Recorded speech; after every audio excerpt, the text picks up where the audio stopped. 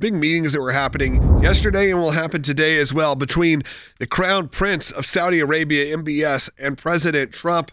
These feel like unprecedented times. Of course, they were celebrating being a non-NATO ally with the United States for a long time and now have declared their investment will go up from $600 billion up to $1 trillion investment from Saudi Arabia. We can discuss the good and bad of this. Of course, I'm sure a lot of you hear Saudi Arabia. Maybe you're excited about this or maybe you cringe. I know there's probably a mix of both. Obviously, it's been a very different 2 decades, I say, with Saudi Arabia. Of course, a lot of us start thinking about September 11th attacks, and you can't not think about that. Of course, the role that maybe Saudi Arabia played in some of that. But it's a very different time, as we have seen the last decade, as they have started to try their best at modernizing, at westernizing a bit of their culture, and of course, major investments in the world of entertainment and sports. And we've seen that time and time again, whether that was through Live Golf, whether that was through their investments in the WWE.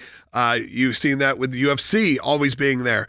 It has been a time where they have tried to show the world what Saudi Arabia can be. They've had major events, major conventions. They have theme parks being built. And of course, you've probably all seen that it's Riyadh season and all of those things that we have seen over the last year. What does that look like? I can flash back to even just a few years ago when they were actively marketing to the WWE audience. In the first year, I don't believe women were allowed to wrestle. I don't even believe adult women were allowed to be there. And then within a few years, it now is where women are wrestling. There are people in the audience. They're running commercials saying, look, we're working towards equality here. Women can now drive. Of course, this is all PR, propaganda, marketing. Doesn't mean it's not actually happening. Of course, we can't also forget about what happened, the Khashoggi situation just a few years ago. They brought that up even with President Trump. President Trump kind of brushed it off a little bit and said, things happen. And now, though, we have this meeting. And this meeting said, this was one of the quotes that came out from MBS. He said, I want to thank you because you've agreed to invest. This is from President Trump, agreed to invest $600 billion to the United States. And because he's my friend, he might now make it $1 trillion. But I'm going to work him on that. They also talked about what their relationship would be like with Israel and the Abraham Accords. I found that to be one of the more fascinating parts. Of course, getting Saudi Arabia on board for something like the Abraham Accords is a little easier said than done. They both actively seem to want it to happen.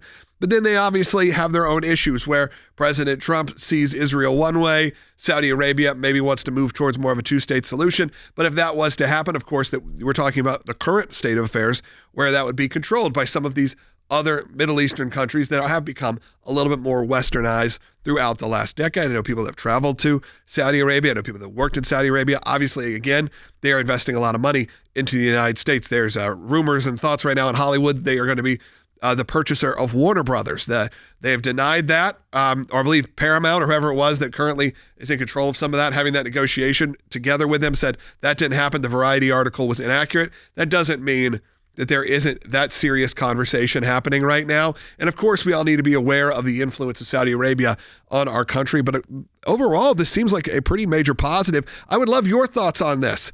How do you feel about our relationship with Saudi Arabia? Of course, they've been one of the biggest buyers of weapons. It says, I know, they want to get planes. They have all the different things they want.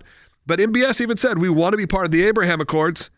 But then he said, but we also want that to be with a secure, clear path to a 2-state solution. So again, a bit of a different conversation here than just creating a travel maybe or some kind of vacation destination for Israelis in Saudi Arabia like a lot of the other countries have really wanted.